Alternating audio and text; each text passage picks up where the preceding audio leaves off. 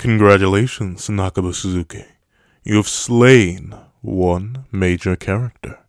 But let's see. Let's play a game, you and I. Will he really stay gone? Tell me. And make sure you tell me the truth, Nakaba.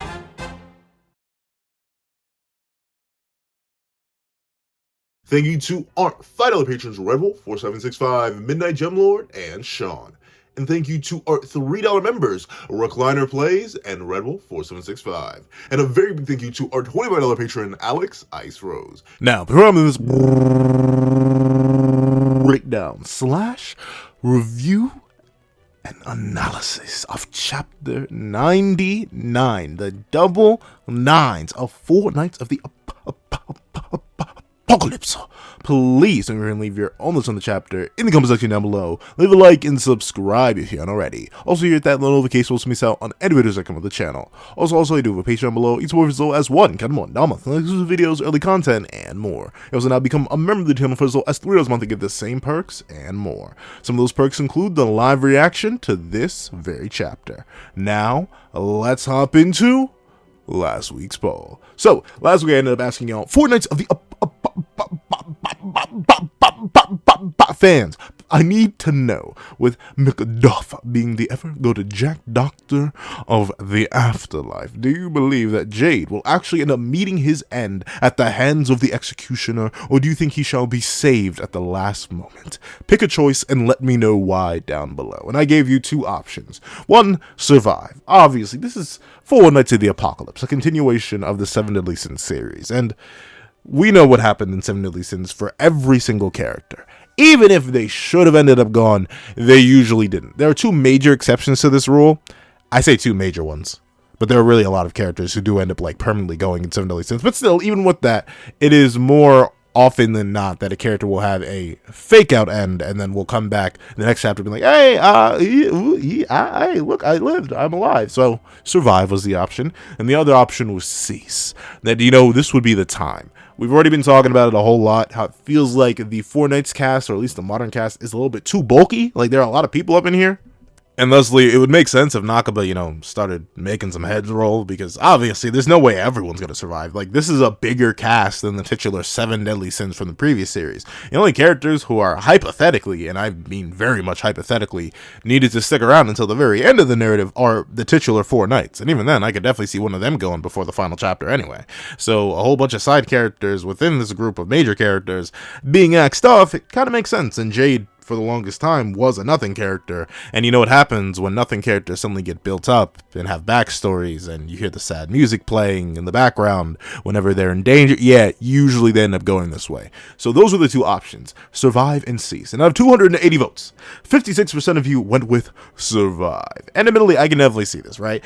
I personally defend Nakaba a little bit. He does occasionally, actually properly execute some characters. Some that come to mind are Gloxinia, Droll, Fraudrin, Chandler, Cusack, heck, Meliodas doesn't count. But still, those are just some 6 examples right off the top of my head that are characters who do go and end up staying gone. Dogetto, he's a random one that just popped into my mind. I forget why. I think I saw a clip of that scene earlier. I think that's why. So there are characters who do go and stay gone, but I don't blame y'all. There's obviously characters like Dreyfus, Hendrickson, Meliodas, Elizabeth, and the list goes on and on and on. Zaratros, even though Zaratros also got permanently executed later on. But still, characters going and coming back and or just not necessarily going at all is something that happens a lot. So I understand the 56% of y'all where y'all coming from, but I will admit, personally, I'm leaning much more towards this cease.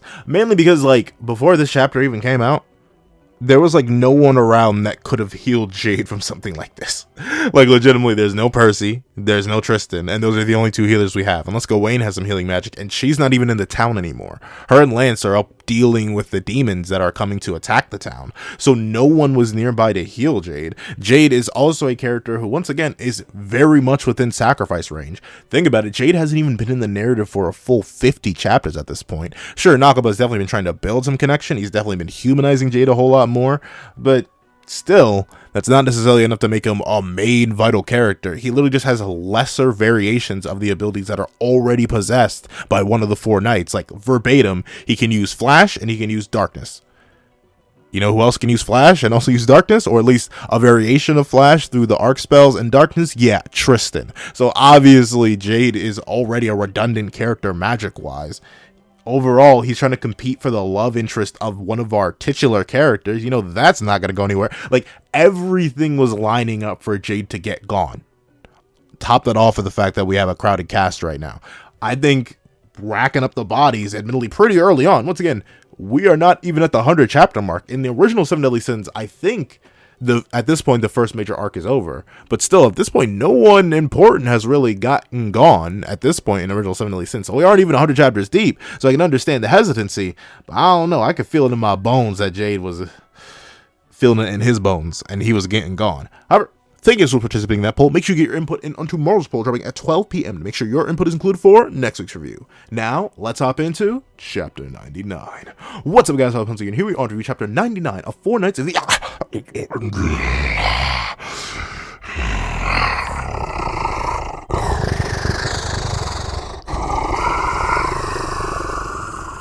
which is known as The Words I Couldn't Say. And he really couldn't say them. He legitimately could, bro did not get a single word out in modern times in this chapter. It is bonkers. Like, admittedly, despite going on a whole tangent just now to justify why I personally believe that Jay was going to get gone, I still didn't think Nakaba would do it this early. Like, this is definitive. And notably, at least in the previous series, all of our major characters, even groups that went along with our major characters, with the only exception being Elizabeth, who was technically over 3,000 years old, but only in a 16-year-old vessel, realistically, all of our cast was old enough. They were all adults. Sure, there are definitely age ranges and stuff like that. Like Diane is technically at most 16, 17, which is weird to think about. But even with that being the case, they were all in adult range. Nagaba's out here slaying.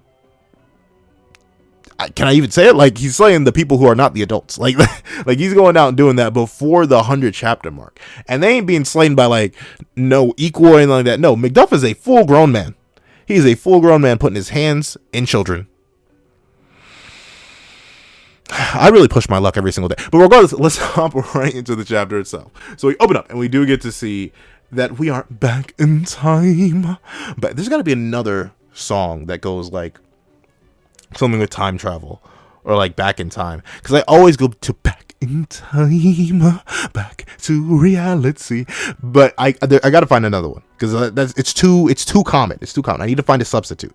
Give me some time. Give me some recommendations for songs down below that could hypothetically do with time, so I can sub those in instead. Because I don't know. Off the top of my head, I just can't think of any. However, we are in a flashback, and we are with the incident that sort of formalized and I suppose galvanized this entire friendship group into what it is. We are back in time, and we see that the group is traveling through the forest. And this group in particular is Isolde, Chion, and Jade. And we see that Isolde makes a very declarative statement in the third person. Isolde is going to marry Prince Charming someday. And, I can't even knock her hustle because I'd be a trophy husband. Legitimately. So I forget, one of my friends asked me, hey, dude, if your wife made 8 figures, are you going to work or do anything? I was like, as long as she pays my bills. I do not care. I will become the fun. Dinner will be ready before you even get home. The kids taken care of. They will be put to sleep. Everything is fine. I will do it 100%. So I can't even knock Isolde's mentality here. She's young and knows how to live that good life.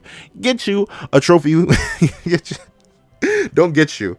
Be a trophy wife. Be a trophy husband. Don't do that. Do not take my... I'm joking. Gosh darn it. I'm joking. Do not take that seriously. But regardless, we do get to see that Chion has been a hater since the day he was born, or at least however old they are in this flashback. I'm not exactly sure how old they are. They are extremely tiny. They look around the age that the Seven Deadly Sins were reverted to in that one cover page from the Escanor versus Meliodas fight way back when. They look about that age. So this may be about 4 or 5 in terms of actual age. They are very, very tiny here. And we see even when he was a tiny small boy, Chion was a certified, licensed, registered, and highly valued and highly monitored hater. Bro is literally the definition of haterade. I cannot believe, how I don't know. When I think back to like age 5, 6, 7, 8, 9, heck 10, like that range from 5 to 10, I was never a hater. At the most thing, the heaviest concerns I had in my head when it came to other people were, are they my friend? Will they play? Will we have fun together? That is the most on my head. I never thought, man, I'm just going to immediately crush your dreams, and any declarations you make, I'm going to absolutely destroy them. Like Chion. What did Gilthunder and Margaret do to you, dog? How did two kind characters, for the most part, produce such hate, such negativity? I've got to know. They must have just been terrible parents. Like, I just don't even see it, like, anywhere in their bloodline. Like, notably, the only source of hypothetical haterade I could see of this level being, like, inborn through them is when Gilthunder was on his fake evil arc.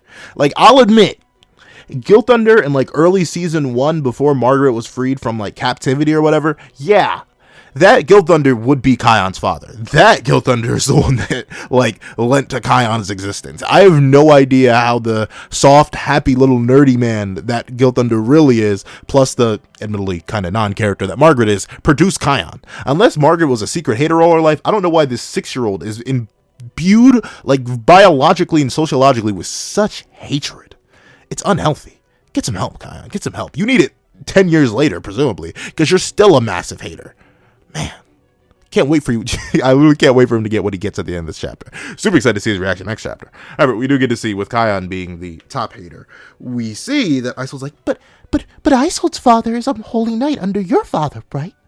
And that's interesting. So Isolde does actually have linkages to the Holy Knights and Leonis and all that stuff even before she became a Holy Knight, which does make me wonder, did she get an education and stuff like that? Notably, she does have a book on her and she's hanging out with Chion. We don't know much of Jade's origin. We don't get any classification for that here or now. Makes sense. He's not around anymore. But with that being the case, I wonder, like, how... I mean, I guess people can just be ignorant. Like, it happens to me too. Like, I am not the sharpest spoon in the kitchen shed. As you can tell, I can barely speak English in a majority of my reviews. I slip into who knows what other mysterious, strange languages that I happen to procure into. So maybe Isolde just like me, for real. Maybe we just don't have the brain capacity. Because she is currently referring to herself in the third person. And, like, I don't know. Pencil is recording. I'm trying to think. Is there any time in my life where I would have referred myself in the third person? I don't know. I never did. I can't think of any time. The only time I ever did is when I was acting, because it was literally what the character would do. But me personally, I've never referred to myself in the third person, at least from what I can remember. Who knows? Once again, the earliest years of my life are extremely hazy. Who knows? Maybe the guy that existed from like ages birth to 5. Because does anyone? Question for y'all. Breaking review for a second. Do y'all remember when y'all spawned in? Because I know some people, like, they straight up remember like as early as like 2 to 3. They remember their first steps and stuff like that. I specifically remember spawning in as Pencil on the stairs at age 5. That's it. I remember nothing before that. There's literally nothing that exists within my brain that I can reach back to before that point.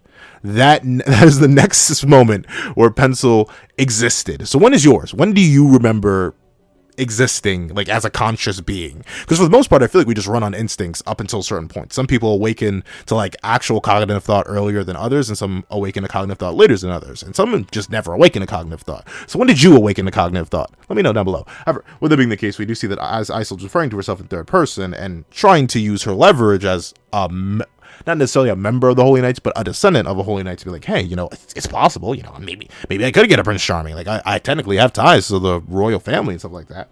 We do get to see that Chion is not just a hater, he's also classist, because he proceeds to say, that doesn't matter. A commoner's a commoner. And admittedly, within the time period he is referring to, and the time period that he exists in, that is kind of a fact. Like, even as much as I do want to get on him for being like an absolute hater at the solid age of 6, he's not wrong. Like, in most circumstances, if this weren't a mystical, magical world, you don't get Cinderella stories. You don't get Snow White's. I'm thinking, was Snow White already a princess? I forget. She was raised with the 7 dwarfs. I don't remember that. And I think Aurora was a princess.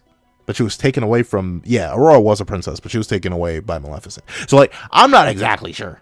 Scratching the beard, wondering... And am I remembering that right? Am I thinking of the original Sleeping Beauty, or am I thinking of the one with Angelina Jolie? I have no idea. But regardless, Chion does have a point. Like, yeah, there was very, I want to say rare, but I want to say it was not impossible at the time period that they're in, that any person, even a child of a knight, would get married into the royal family. Maybe that'd be the closest, but usually like marriages back then were often done politically, like to tie two nations together. So if there was like a prince in one kingdom and a princess in another kingdom, usually they'd get married so they can just like make sure their kingdoms don't go to war against each other. So I can definitely understand Kyan's point here, even if I think he's way too young to be doing such advanced socially adept hating at such a young age. But we do get to see that Chion also, while disrespecting Isolde and her place in the world, also apparently has a very, very, very high view of himself, because without it being provoked, without it even being remotely offered up,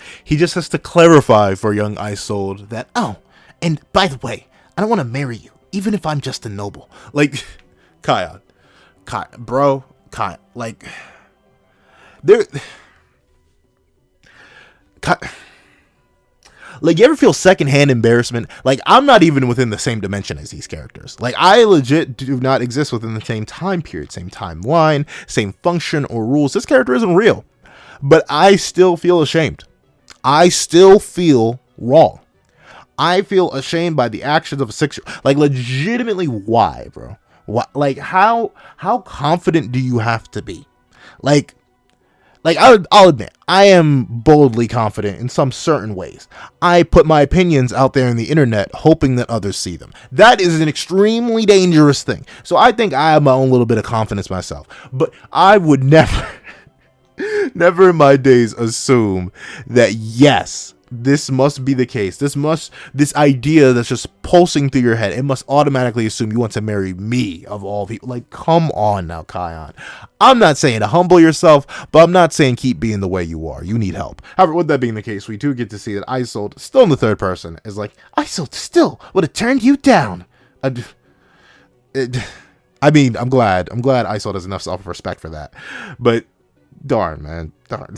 Two idiots. But yeah, once again, these are kids. These are the purest definition of kids. And we do get to see that as these two are bickering and arguing over their Prince Charmings and their noble lineage and classism, we do get to see that Jade is like, man, who cares about all that? Who cares about anything like that? It doesn't matter that we're all built from extremely different backgrounds and we'll never be able to experience the same privileges due to the nature of our birth, something that we had no control over, and thus we'll have no control over when our kids suffer the same fate as we do, if we are even allowed to have kids in this never-ending cycle of life and death. We should just focus on anything else. What's so great about Prince Charming to you anyway? And I gotta put respect on Jade's name. Even as a 6-year-old, bro had hops. He had schmoves. Like, he's making big old massive leaps from these tree stumps to tree stumps. That's pretty impressive. That's pretty impressive. Like, I don't have that kind of dexterity and or agility to this day. Like, I can do some things. I have a pretty decent amount of balance. Like, I can stand on one leg for an extended period of time, and I can even, like, stand on the ball of my foot for a while. But no, the fact that he's just leaping from branch to branch like this, that's pretty impressive. For a 6-year-old, I get it. You know, it's a world of magic, and humans there are categorically, I'm pretty sure, much stronger than humans in our day, in our real life. But still, that's impressive for a 6-year-old to be hopping like that. And we see that Jade, he's just trying to figure out, like, why you trying to mess with the Prince Charming? You should try to mess with me. You try to be messing with your boy. Prince Charming can't do anything or get anything without his service. I bet he can't even wipe his own cheeks, dog. He that cheeks in of himself. You need a real man like me, Isolde, even though I'm only 6. I'm sorry. Would that be the case? We do get to see that, obviously, once again, Chion, assuming everything's about him, assuming that he's the Prince Charming. I guess he has to focus all his, like, meat munching on himself, considering he does not know or have many ties to Tristan at this point. Chion's like, yes, I can. I can wipe my own cheeks. I don't need my butler to do it that often. But we do get to see that Isolde's like, well, you could be wrong. Jade, you fibber, you liar, you deceiver. That's not what it says in the book at all. Prince Charming is always lovely and brave, and when his princess is in trouble, he's always there to protect her. I wonder which Prince Charming variation she's reading. Because, like, at that time period, what stories were out? when I think of a lot of fairy tales, I think they're actually like post-date this period. So I wonder what story of Prince Charming she's reading. It doesn't matter. Like, it doesn't matter at all. Don't do not expect a which Prince Charming theory bit. Like, I'm not gonna do a video on that, but it's just something that caught my eye. However, with that being the case, we do get to see that Isolde 100% believes in the idea of fairy tales, which is very interesting, right? Because they do live in a world where fairies without tails do exist. So I wonder how much is like actually like historical fact and how much is fiction within that world, because we view things like fairy tales and magic and all that stuff all like is nonsense to us, because we know, at least as far as we know for now, it doesn't exist. But in a world of like actual magic and other creatures of different biologies, I wonder how much folk tales and stories like this would change, considering how, I suppose, important they would be. Like, they wouldn't just be recollections of like, oh, fairy tales of times long past. No, these times long past are today. Like, you walk outside your house a little bit too far, especially in Leonis of all places, where we do get to see that fairies and giants and all those do just intermingle with humans. I really wonder what a lot of stories would be like in that world. Would it all be historical fiction? Like, would a Prince Charming story within their world be like someone writing about a person taking place in one of the ancient time periods? Like, someone who writes about Rome today would essentially be the equivalent of someone writing about Prince Charming in their world. I wonder. However, we do get to see that they're a little bit concerned about going home. It's Isolde in particular who's like, oh, let's just go home. A scary monster's gonna get us. And we see that Chion asks, is there really such a thing as monsters? Chion, you live in a world of magic. Like, here's the thing. I get kids in our world asking that. Once again, the whole comparison. I get kids in our world asking whether or not there's such thing as monsters, right? Because as far as we know, there aren't. Sure, there are animals that may appear to be monstrous. Like, look at a platypus. Tell me how that makes sense. Just look me dead in the eyes and tell me how the platypus anatomically, whatever you want to say, however wording that you use, how does it make sense? It does not. You cannot explain a platypus to me logically. Evolution is weird sometimes. So there's some things that may look like monsters. But in a world of magic where one of the Holy Knight's main job is to take down monsters, I'm shocked that they are even, or Chion of all people, a noble, someone who should be at least remotely educated, is shocked that there's a possibility of monsters. That's so weird. However, we do get to see that apparently Isolde mentions, yeah, there is. Dradron's father was cursed by one a long time ago. Who's Dradron? I'm about to Google that right now. I meant to Google that before this review. He's nobody, at least from what I can find. It sounds like a fusion of Dreyfus and Fraudrin. It sounds like a fusion of their names. But we know Dreyfus still goes by Dreyfus. It's not like he changed his name or anything to respect Fraudrin or anything like that. So I'm not exactly sure. Besides, Dradron wouldn't work. Like, why would we know that his father was cursed? Like, we don't know anything about Dreyfus's dad. And Dreyfus wasn't necessarily cursed by a monster. I mean, like, hypothetically. Yeah. Maybe it's the son of Veronica and Griamore? And then they like named the child Dradron. It's such a weird name. Dradron in honor of both Dreyfus and Fraudrin. So like Griamore was like, hey, I want to give respect to both of them. So if you don't mind, can we name him Dradron? That would make sense because it essentially is their fusion name. But I'm not sure. At least from my quick Google search, I couldn't find anything on a Dradron in Seven Deadly Sins specifically. However, we do get to see that Jade is like, I don't need Prince Charming I don't need to be Prince Charming to protect you. Because I'm him. I'm Himothy Herner. Hopefully, the consequences of my actions and my vague and very proclamous beliefs do not get me in trouble immediately. And then his very vague and very grandstanding beliefs get him in trouble immediately. Because there is a monster. And not just a monster, the monster. The monster that is a dragon. And notably, this dragon is built ugly, dog. Like, I ain't no judge of character. That's a lie. But I ain't no judge of design either. That's also a lie. But with being the case, this dragon is built so ugly. It looks like a fusion of Yakon and my left big toe. Like, legitimately, I don't know. He looks so nasty. However, I do give him credit. Like, these kids, once again, showing their slight superhuman status, they are sprinting. They are getting away. Shouts to Isolde in the lead, though. And we do get to see that Chion, who just asks if monsters really exist, says, "That's the moss dragon from my father's book that he wrote. It says that it lives alone in the forest and can eat a whole elk in a single bite." And, Chion, weren't you just questioning the existence of I mean, I guess they say that's no monster, it's a dragon, but, like, I don't know.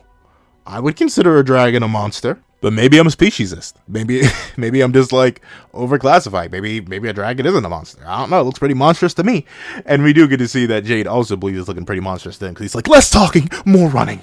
And we see that I'm not sure who says it. I'm not sure if it's Isolde or Chion, but one of them tells Jade to hurry and get it. And like, what did they really expect him? I mean, I get it, they're kids, but like, even at age 6, I didn't have common sense. Like, if I ran into a bear, like, say hypothetically, me and my 2 childhood friends were walking about the forest one day. For some reason, we wouldn't have done that. But hypothetically, say we were walking out the forest one day, even if we were all talking smack, if a grizzly bear showed up and started to chase us, one, we would have made it. Like, definitively, there's no way we would have made it out. Unless someone pulled up with bear spray at the right perfect second, we were not making out of that. But hypothetically, say we were on the run from it. What would they, even back in my prime, I couldn't have done anything to a grizzly bear. So what did they really expect Jade to do? Even Jade is like, that's crazy talk. I'm not going to do that. And we do get to see, as they are sprinting and running and schmooving and grooving, yeah, they begin to tumble down a hill, a hill, a hill. They are tumbling down a hill. I still have not played Sonic Adventure.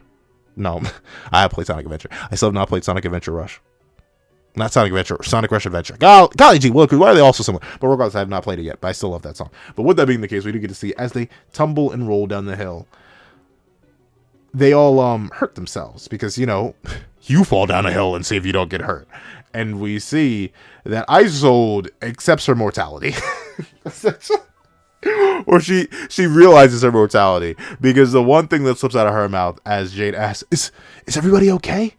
Isolde says, Is Isolde gonna cease the living here? And yeah, Isolde, this would have been a GG for you. However, we do get to see as a shadow overtakes them all, and the dragon goes to take a mega munch out of them all. Jade, Chion, and Isolde all huddle together when suddenly a flash of light appears. And obviously, you know who it is. Mael. He's come back. This is the great Mael return that we've all been waiting for. Obviously, this is very specifically Mael. He actually stole Sunshine from Gawain for this. He then traveled back in time for this moment, so he could prove that this dragon that's actually secretly Chaos's father, Chaosity, in disguise, meaning it's the strongest character in the verse. And then this Mael goes on to one-shot it, proving finally beyond a shadow of a doubt that even without the one, Prime Mael would absolutely body bag Prime Assault Mode Meliodas and all variations of Meliodas, because Mael's just the strongest. In fact, he only didn't fight the Demon King because he didn't want to solo the verse himself, so that's why he I bet I made y'all Mael fans real happy there, didn't I? I bet y'all who didn't even read the chapter. I bet y'all believed me for a second there, didn't. Nah, I know y'all did. But regardless, we do get to see that things did in fact end up working out, and people started to walk away. Isolde, who was pretty much knocked out somehow, maybe she just blacked out due to fear. Like, I know that does happen to people sometimes. Like, people just panic so hard that their body shuts down. So she opens her eyes for a second, then she closes them, and she just snuggles into the person's back that she's on. And we see that Jade is walking along, and he's like, Isolde, I'm sorry. And we see the young Isolde goes to say, Jade's back. It's so warm. And yeah, as we cut over to the dragon that is now currently seemingly just knocked out. I don't think our savior came in and executed the poor beast. It was just hungry. It tried to eat some humans. It was not allowed to eat any humans. So it is just knocked out. We see the person who actually saved Isolde was not Jade. We even see that Jade says, thank you for saving Isolde. That wasn't it. Because you were hurt and didn't remember anything, I told you a lie. The one who protected you wasn't me. You met the real Prince Charming. I'm just a liar. And yeah, it was Tristan who came in and saved them. And this admittedly raises a couple questions. One, is this the big event that they all meet Munch Tristan for? Presumably it is. But the only issue with that is that Isolde also meet munches Tristan for saving her that one time. But if she doesn't remember that this was Tristan this one time and believes it was Jade, I don't know how she's meet munching Tristan. Was there another event where he came in and saved them? Because at first I thought this like immediately debunked it. I thought the time that they met and like officially connected and stuff like that may actually be like Grudge, like the whole like Grudge of Edinburgh Part 2 or something like that. But that seems way too late in the timeline. It seems like they became friends around this point. So I'm not exactly sure. If this is the big event, then this is the big event, and bada bing, bada boom. I think this would make sense because they note that all three of them were saved at this time. So this seems to be it. And notably, Anne only saw one lie within Jade, and that lie was seemingly enough this lie that he told her. Another weird thing, did like Chion and Tristan keep quiet about this? Why? Like, I get why Jade would lie, because obviously he would want to cover up and like reveal that he, or not want to reveal that he was like a coward or too weak to do anything to protect Isolde like he wanted to prove that you don't need a Prince Charming to come and protect you. But I don't get why Chion, especially considering how much of a hater he is, and Tristan wouldn't just like accidentally bring it up. Like, I'm assuming this isn't the first time they reminisced over this day, obviously. So I'm shocked that Chion nor Tristan were like, oh yeah, about that Jade saving you that day, that wasn't Jade. Like, I'm shocked that no one has brought it up. Maybe it just hasn't happened. Like, I know specifically there are moments that I've brought up like years upon years after, and my friends are like, yeah, we never actually talked about that, did we? So there's definitely moments that just slip under the rug, but this is like a major moment. The things that slip under the rug for my group is like the first time we all ate like fried chicken together. It's a weird memory, but I distinctly remember we were all 7. We all went to a KFC and we all got ourselves a big old fried chicken bowl. We ate it. It was delicious. But that's all I remember from that day. That's the only thing I very specifically remember. So, that's it. But this is like a life-endangering situation that they managed to get out of. I'm really shocked that they managed to just hide this from Isolde for this long, to the point where she still believes it seemingly a whole decade later. But, hey, you know, it's nothing too crazy. It's enough context and background for the chapter to really understand why Jade was hiding it, why he wanted to hide it, all of that. That's really, really good. And we do get to see, speaking of Jade hiding things, he, for lack of a better term, he hid something. Because we cut back to reality and we see that Isolde is currently looking at something as she's sweating. And we see the things she's looking at are Macduff's fingers and his thumb. And the thing is, she's not seeing them attached to Macduff's arm or anything. She's seeing them poking out of Jade's back. Inches, not even inches, really centimeters from her own chest. She sees Macduff's hand about to pierce her. But it's stopped by the man who hid it from her, the man who really saved her this time, Jade. And Jade's own life is splattered all over her as he leaks from the impact of Macduff driving his hand into Jade's torso. And wow, Macduff has a really long head in this one image.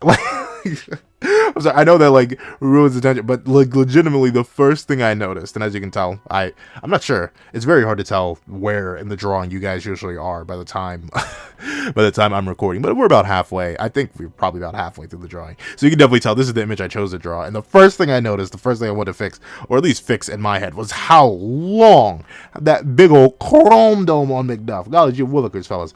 However, yeah, Jade did manage to get in the way of Macduff's strike from last chapter, but of course he could not block it, he could not redirect it, he could not do anything like that. He simply had to body block it.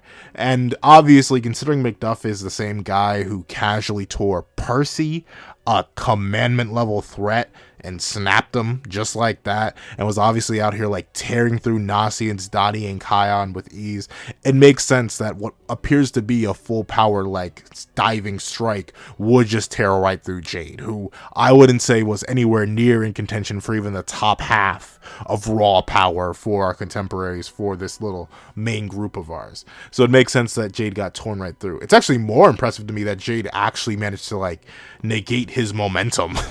The fact that Macduff didn't just like still pierce through them both anyway. But I suppose Macduff didn't necessarily drive into the hit. He more so just thrusted his arm out.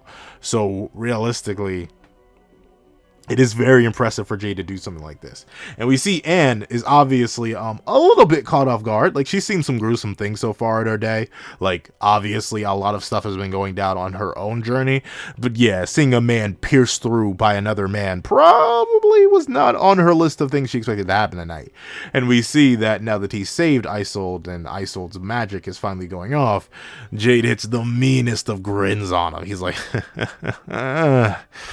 La bomba. And we see that Macduff finally notices something as the bomb proceeds to detonate. Notably, I do believe that Macduff is blind. I think there's no way that he wouldn't have noticed it. Like, he doesn't even take the coat off. Hypothetically, he could have saved himself from this by, like, tearing his sleeve off and throwing it somewhere. That probably would have saved him from the bomb. But what I assume happens is Isolde's bombs don't necessarily have any weight to them. They don't feel like anything. And with all magic sensory abilities shut down via EOS jamming, he couldn't sense that.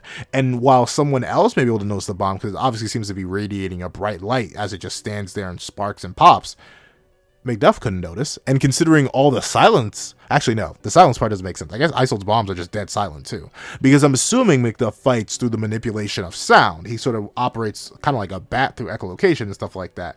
So seemingly the Isolde's bombs make no sound, but the major tell is their light. But if Macduff is blind, the light doesn't mean anything to him. He couldn't see it. And thusly, when the bomb finally does go off, finally does tear into him, he can't even react in time. And thusly, the bomb detonates, blows everybody back. It blows Isolde and Jade away, and is forced to block and stagger, and Isolde holds Jade close as Macduff gets his head slammed up against the wall. Like, golly gee willikers. I know Isolde is extremely powerful now. I gotta put respect on her name, but still, this is a guy that was out here no different Apocalypse members, and he gets knocked. Like, bro straight slams against the wall and drops like a rock. Golly gee willikers, fellas. Isolde really about that. Like, legitimately, she may just be up there. She may just be up there in terms of height. She may just take the season 1 verse. All I gotta say, she may just take the season 1 verse. With that being the case, as Macduff drops from the impact, we see that Anne is still shielding herself from the residue of the explosion, and we notice that apparently with the loss of, I suppose, a lot, we'll see what happens to Macduff soon enough. With the loss of everything, sounds can come back. His magic is shut down, so she can hear sounds again, and her voice is back too. Which means that, well, no, that doesn't necessarily mean that, but he is obviously one of the Knights of Chaos, and with that being the case, he was coming to execute them. But Anne notices that she doesn't have much time to focus on Macduff, because Isolde calls for one of her few friends, and is like, Anne, what do we do? Jade, he's not breathing. He's bleeding. It won't stop. Jade, please wake up. Speak to me. Please, Jade, I'll go on that date with you. Come on. What was it that you always wanted to say? Please tell me. Jade, open your eyes. So, yeah, Jade, darn. Like, darn. I'll admit, I thought he was gonna go. Like, once he got pierced through last chapter, I thought it was a GG. But, like, I guess I'm just desensitized to a lot of stuff within Seven Deadly Sins. Like, obviously, that would slay anyone conventionally. Like, you put a hand through someone's chest, and obviously they're gonna be immediately GG'd. Like, presumably, just based on where Macduff landed the hit. He hit, like, either right beneath the sternum or right at the sternum. He essentially took out, presumably, Jade's, like, diaphragm. That is just pierced straight through. And now that his arm was withdrawn from Jade, of course, he's going to start pouring out from both sides, essentially. He just has a massive hole in his torso. So yeah, that would GG most people, but like, in Seven Deadly Sins, we've seen people get bisected, pierced through the head, have their head removed, get their torso removed, recover from so much, and humans recover from so much too. So it's so weird just to see what really is just flat out a conventional end to a human life. Like, all our human characters can just go like this. They can just be pierced through. Jay doesn't get any fancy final words. He doesn't actually get to say anything to Isolde in the end. He doesn't get any of that. He just sacrificed his life. It's one of, like, this moment for a character who I've been clowning on for the longest time as a non-character is one of the most real, palpable, tangible ends that we've seen in Seven Deadly Sins. We've seen a lot of characters go in Seven Deadly Sins. Don't get me wrong. Especially if we include characters that left and came back, we got a bunch of people that kind of just showed up to the party and then left in very specific and dramatic ways. Like, we've seen characters cease living from being vaporized, torn apart by light and dark beams, get their body just fundamentally destroyed, burned alive, aged out of existence. Like, we've seen a lot of different ends, but this one just feels the most palpable, feels the most real, feels the most human, because it is. There was nothing magical about this end. There was nothing fancy about it. There were no special powers. There were no weapons even. It was just someone sacrificing themselves for their friend, the person that they loved, and they just fell to the hands of another person.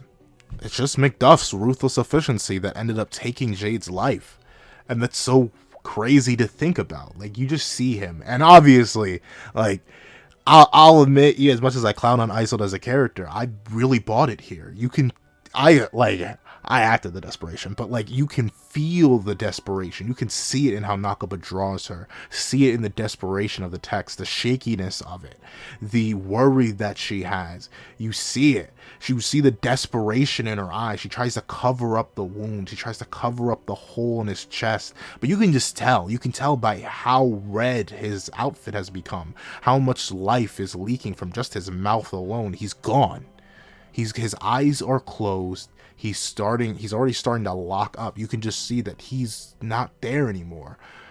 And it's weird. Like, it's weird. It's weird how tangible it feels. Like, I'll admit, it didn't get like a like, I didn't break down into tears. You can check out the live reaction over on Patreon. On Patreon. You can become a patron and check out the live reaction over there, or become a member of the channel. The join button's right there down below. Should be right next to the subscribe button, I do believe. Those $3 a month. But with that being the case, even still, what blows me away about this is how, like, it made me feel. Like, obviously I didn't break down crying or anything. Just kidding. I cried in live reaction. Go check that out for as low as $3 a month, or as low as $1 a month. But with that being the case, I didn't cry there, but it just feels like I'm sitting here looking at it. And like the reactions from the characters really sell it too. I think that's what really helps it out a lot. Not just the fact that it happened, and the way it happened is so visceral and so real and so tangible, but also the way the characters reacting. Isolde is sweating, nearly crying. Like, notably, she isn't crying, which is a little bit strange, I will admit, but maybe she's just in denial. Oh, she's starting to cry. Never mind. She immediately starts crying, too. There's that delayed reaction, that shock of something occurring. And then Anne sells it even more. Like, Anne just met these guys. Like, legitimately, what? 3 days ago? She's only known Jade for at most 3 days, and heck, she was introduced to him as an enemy, someone that was in her way. But she sees this moment, and it doesn't just stick to her as what's happening in the moment. Jade literally perishing before her very eyes. You literally see his hand just laid out, outstretched, cold, and, well, not alive. But you see this triggers trauma for Anne. She hears something happening before. She hears the own cry she once made. Mother, open your eyes. Mother, please open your eyes. You see that too. And her eyes go wide and dark with Taylor as she's realizing that there's nothing that can be done. She's seen it before. She tries to tell her, Isolde, Jade's already gone. But we see Isolde just lost in denial. This is a person she's known for a majority of her life, at least a decade. She begs Anne, please, and please, call for Sir Tristan at once. Hurry. And we see that Anne doesn't necessarily go to do that, because she already accepted it. I think due to partially her connection, or realistically the lack thereof of connection to Jade, she begins to walk away from the duo, who just really, it's just Isolde. It's literally just Isolde holding the cold, fading body of Jade. But Macduff is more of a monster than a man, to be realistic. He stands up, barely. And we see that this explosion did not just damage him, it did just knock him into a wall. No, it removed his entire arm. His whole left arm is gone. Nothing more than a stump. And that is crazy to think about. This man has so much determination, so much. I feel like fury is the wrong word. It really is just determination. So much drive that even when he could have just laid there, or at least tried to get away or do something, avoid these people who are in a much better state than he is, try to survive, he rises up. And he doesn't even give Anne the chance. Anne has started to cry, but we see that he just doesn't care. He's so locked into his mission, so locked into his ideals, so locked into who he is and his objective. All he cares about is the mission. Dawn, I can't concentrate on my magic with all this pain. But no matter, I can beat you brats easily without magic. What? Like, dude, your arm is gone. You're like... Everyone's heard it. But that question, dude, where would you feel the pain if your leg got cut off? In your leg, fool. But where you gonna feel it? Obviously in your leg, right?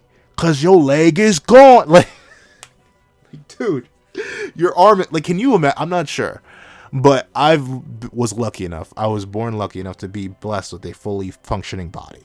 So I can't imagine what it would be like to not have both my arms. Right now I'm recording. I mainly use one arm in recording. If I'm pausing the recording, if I'm turning a page, it's usually my right. But even still, even with me being right-handed for the most part, I can do some things with my left hand, but I'm not fully ambidextrous. I can't imagine not having my left arm. Just gone, just removed, just like that. I can't imagine not having it. Like, my life would change on a fundamental level. But Macduff, despite that, maybe it's the shock, maybe it's the determination, maybe it's his training as a person who just is so used to taking lives at this point, but he just doesn't care. It separates him so much. I know it'll never happen, because I presume what we see here is also his end. We don't get to see it for certain. We don't know if it's 100% confirmed, but at least going off what the end of the chapter says, the night of the chaos, the threat of the Chaos Knights is done in. I'm assuming his end is met here, but I really want to know his story. Antonac, or whatever, I could not care less. She just, as a character, as a villain, as an antagonist, magically. No, I mean, the only interesting thing is her magic. I think her magic could be very useful, and is very useful in her specific profession. But specifically, as a character, I want to know what got Macduff to this point. Because we've seen, with a lot of the Chaos Knights, they typically have reasons for why they follow Arthur, and reasons why they do what they do. We saw with Ardbeg. We saw with Ironside. We don't know too much about Varghese. We don't know too much about Talisker. We don't know too much about Fittich. But Macduff, he just seems so interestingly built. From 1, his blindness, 2, his power, 3, his efficiency, 4, his ruthlessness, 5, his insanity, his determination, all that. There's gotta be a reason. We'll never know. And that's fine. Obviously, sometimes leaving things up to mystery is better, because you can imagine many things better than a mangaka or any storyteller will ever be able to tell you. That's why some mangaka and some storytellers just leave things vague, because it's best to leave it up to the imagination of the reader to do all the cool and hard work for them. But Macduff is a character who I really wish would stick around. I'd love to see him be a sort of long-lasting antagonist, even though I know he'd get power cut very, very quickly, and it doesn't work too well. So I do think what happens to him here after this is also very, very cool and very, very important for the character it happens to, because this could be massive. However, we do get to see that Anne questions the same thing I question. Why are you doing this? What drives you? What is this? And we see that Macduff is confused. He's like, what? And strangely enough, the whole tone shifts. At first, we were trapped in sadness, darkness, despair, loss, agony, hatred. But now all we have left is hatred. As we see, and demands, with a black text box in white text, "Answer me." And we see that this initially does not have much effect on Macduff. In fact, he's like, like I need to answer a little girl like you. But suddenly, he drops to his knees. Notably, this seems random, out of nowhere. Even Macduff himself wonders, what's going on here? What is happening? And we see that Anne continues to press him. Answer. It better be something Jade would be satisfied with. And we see that Macduff realizes something. He goes on to say, prattling little. But we see, with his lack of an answer, his body collapses. Distinctly, fatally collapses. He falls completely. And he sinks into the ground. Notably, this is not no light impact or anything. At it, if anything, it's like he literally says what he becomes. What is this? I can't move. I'm so heavy. It's like I became a mountain. And notably, something strange seems to have happened to Anne in particular. Because after she invokes this strange sort of magical effect on him, she snaps. Like, there's literally like a snapping particle that appears that breaks her free. Even Iso realizes it. Notably, I actually don't think this is because of their magic. I think this is because they can suddenly sense magic now. Because we see that's what happens to the immediate panel afterwards. But, before we get into how this chapter ends, because there are really only 2 pages left in the chapter. Huh? And what? And what? Huh? Like, what? What is this? When did you get this DLC? Hello? Where did this come from? You got truth magic mounting DLC. What? Huh? Like, hold on. What? Abgudiba. Huh? Okay, so a couple things. One, we know magic in Seven Deadly Sins is strangely flexible. It's really all about perspective. You can make your magic do crazy things. Bands can make the magic dance. Be realistic. There are multiple examples of this, even in the original series. We see Bond mutate his magic after spending so much time training with the Demon King. We see Meliodas have his own magic interpreted in different ways, from how it's just unnatural destroyer magic to a whole separate transformation that he can use and throw away and stuff like that. We even have King being like, yeah, you can infuse your magic into different ways into certain weapons, and that's how he has the many different expressions of the Spirit Spear. But what like, even, and obviously in Four Knights we have Donny's whole situation with Sin, where Sin or Lancelot explained to Donny that, dude, you're just thinking about your magic in this linear way. Yeah, you pick stuff up, but what is the actual expression of that magic? You can change it and mold it however you want, as long as it sticks to those same basic parameters, and that's how Donny got telekinesis. But Anne, as far as we know, her magic is just the truth-seeing thing, right? She can see whether or not a person has lied or not. But this isn't even along those same lines in the slightest. Like, she asks him a question and tells him that it better be good. But even before she tells him he better be good, the moment that Macduff refuses to answer the question, he just drops. He drops straight to his knees in confusion. So him just refusing to answer the question at all, him refusing to justify himself, inflicts a weight upon him, and seemingly this weight gets worse when Anne goes further to specify that the question better be something that Jade is satisfied with, as he drops even harder and slams into the ground and even cracks it, seemingly immediately ceasing the living after this. So, I don't know. I suppose that maybe Anne, in a similar way to Donny, just viewed her magic wrong. She may be something more akin to an arbiter of truth, or like something, truth still seems strange though, an arbiter of reality, personhood, or something like that, because the moment Macduff refused to elaborate upon himself and his reasoning, the moment he refused to give his backstory, is when his body rebelled against him. It became heavier. He became weighed down by the secrets that he held within him.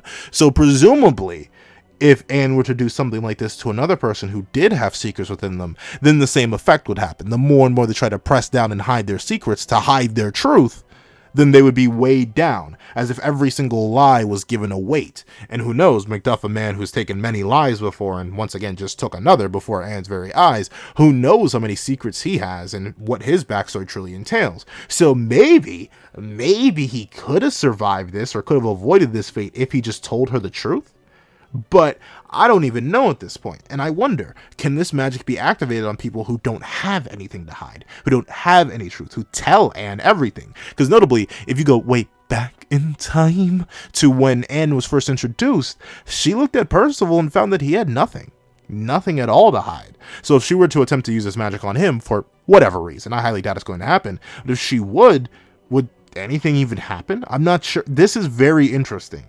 Obviously, I'm glad that Anne's getting a buff, How the buff is going to be used and how it can be applied in a general sense, not all too sure, unless this becomes something she can do just like that. She's still going to be the weakest of the Percival platoon. I'm sorry. That's just not going to change. Sylvan's the strongest. Percival's the second strongest. Then you have Donny. Then you have Nasiens. Then you have Anne. That's just the ranking right now. I'm not including Lance because Lance is kind of obviously right beneath Sylvan. But with that being the case, I don't know. That's very interesting. I'm very intrigued to see where this is going, especially with the fact that her text and everything changes. This once again sort of implies an alternate personhood in between or inside of Anne, which makes me wonder, what is she? Notably, I could see that she has something sealed inside her by Arthur.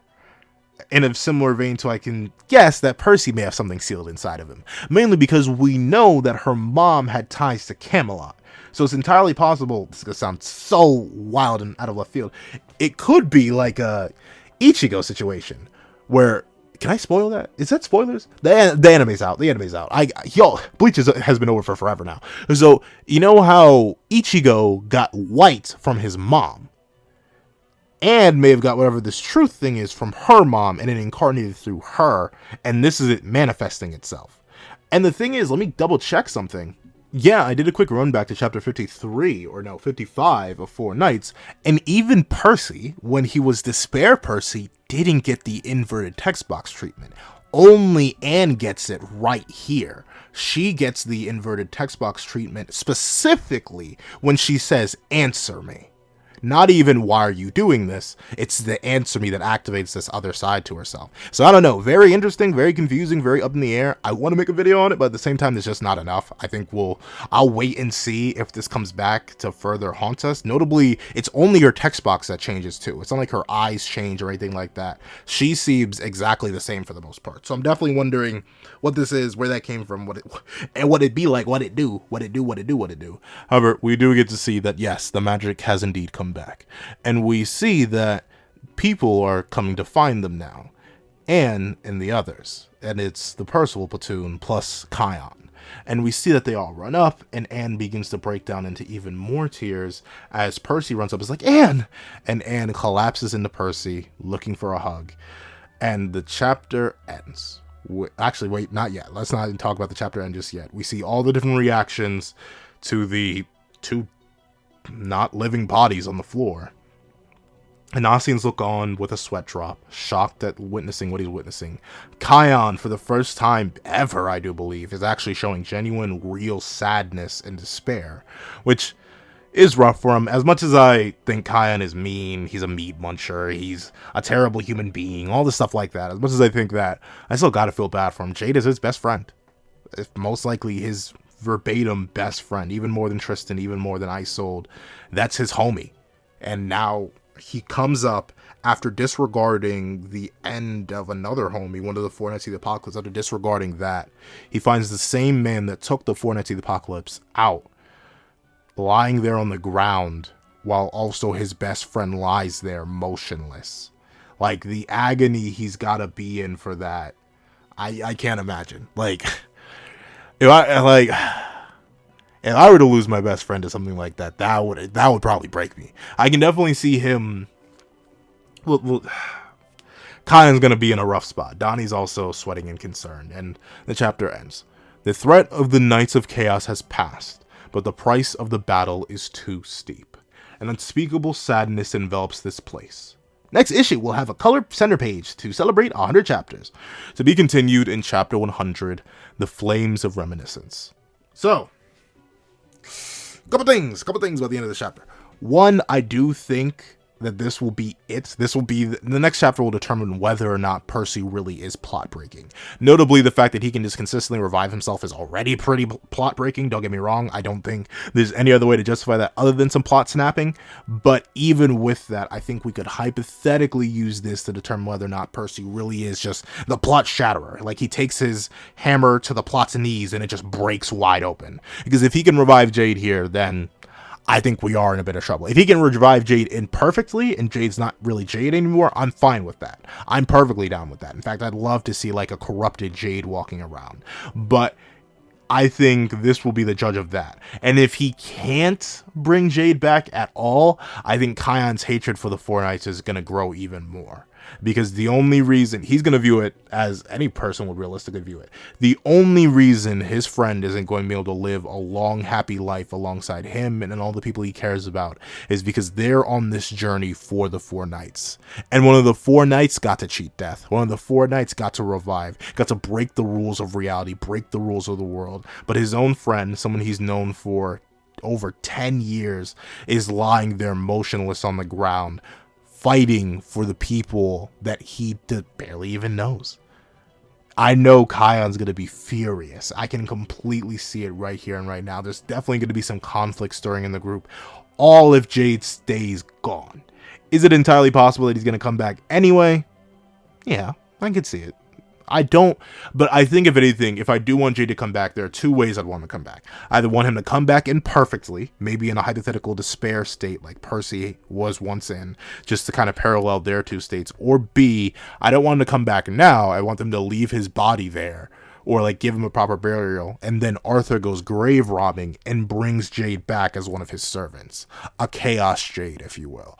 Those are the only two ways I want Jade back. Otherwise, I want him gone. But overall, the chapter is a massive W. Alright, like, even if I was definitely clowning on the early bits with the kids, I think that's very, very important. Once again, giving Jade backstory is ever required, and it's appreciated right before he goes. Jade going, a crazy, really palpable way to take him out, and I'm loving that. Anne's new magical ability awakening, I feel like that's going to be the thing that's going to be remembered most. Or nah, Jade's death. Jade's death is going to be remembered a lot. But I think this is also going to be a major part of the chapter that we're going to have to worry about for a while from here on out.